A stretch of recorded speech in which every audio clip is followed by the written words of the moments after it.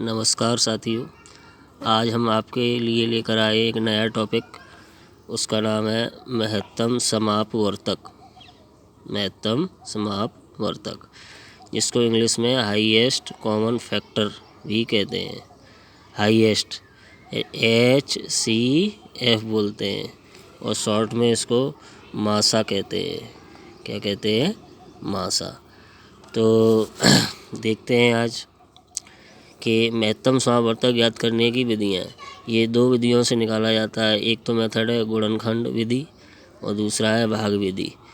तो हम यहाँ पर केवल भाग विधि पर ही चर्चा करेंगे, क्योंकि वीडियो बड़ा हो जाता है इसलिए। तो केवल आज हम यहाँ भाग विधि से मासा ज्ञात करने के बारे में चर्चा करेंगे। देखिए, जैसे एग्जाम्पल लेते हैं कि 24, 36 और 48 का मासा ज्ञात करना है। तो इसमें ये देखते हैं कि ये तीन संख्याएं 1, 2, 3 और भी हो सकती थी या 2 भी हो सकती थी। तो इसमें से ये देखो सबसे छोटी संख्या कौन सी है। इसमें सबसे छोटी संख्या है आपकी 24।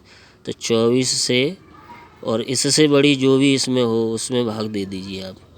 तो यहाँ भाग विधि इसलिए और ली है कि आप भाग भी सीखेंगे और साथ ही साथ मासा निकालना भी सीख जाएंगे, यानी एक ही बार में दो काम। तो 24 का पाड़ा पढ़िए। 24 एकन 24, 24 दूनी 48, ज़्यादा होगा ना। तो 24 एकन 24। अब इसको घटाइए, 6 में से 4 घटाइए, कितने बचेगा? 2। और यहाँ 3 में से 2 गया 1। अब ये 12 आ गया आपका। यहाँ जो भी आ जाता है तो ये नियम होता है इसमें मासा निकालने में कि ये जो होता है इसका फिर से भाग देते हैं। इसका ये भाजक होता है ये वाली संख्या का। तो ये यहाँ फिर लिख लेते हैं और इसमें भाग देते हैं। तो 12 दूनी 24। तो यहाँ क्या बचा आपका? शेषफल कुछ नहीं, 0। तो अगर दो ही संख्या होती तो ये आपका आंसर हो जाता ये, क्योंकि अंतिम जो भाजक होता है वही मासा होता है।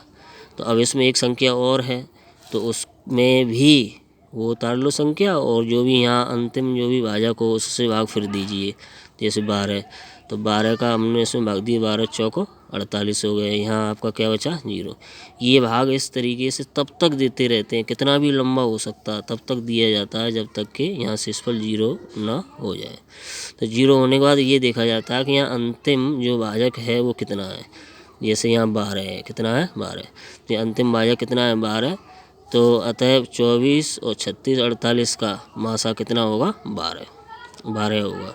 यानी कि भाग तब तक दिया जाता है जब तो लास्ट में 0 ना आ जाए, और जो अंतिम जो भाजक होता है वही मासा होता है। देखिए एक एग्जाम्पल और लेते हैं जल्दी से कि 40, 32, 24 का मासा ज्ञात करना है। तो इसमें सबसे छोटी संख्या कौन सी है? 24। 24 से हमने भाग दिया 32 में। तो 24 एकन 24, कितना बचा?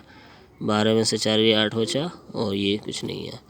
तो 8 का फिर से भाग देंगे इस संख्या में, तब तक देते रहेंगे जब तक 0 ना आ जाए। 8 3 24। तो यहाँ आपका 0 आ गया। तो ये अंतिम भाजक हो सकता था कब? अगर दो ही संख्या दी होती। तो अभी एक और दी है तो उसके लिए भी काम करना पड़ेगा।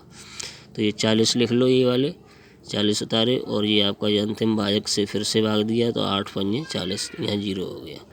तो यहाँ 0 हो गया। अब कोई संख्या और है नहीं, 3 ही संख्याएँ हैं ये। तथा यहाँ अंतिम जो भाजक है वो कितना है? 8। तो जो अंतिम भाजक होता है वही मासा कहलाता है। ठीक है दोस्तों, धन्यवाद।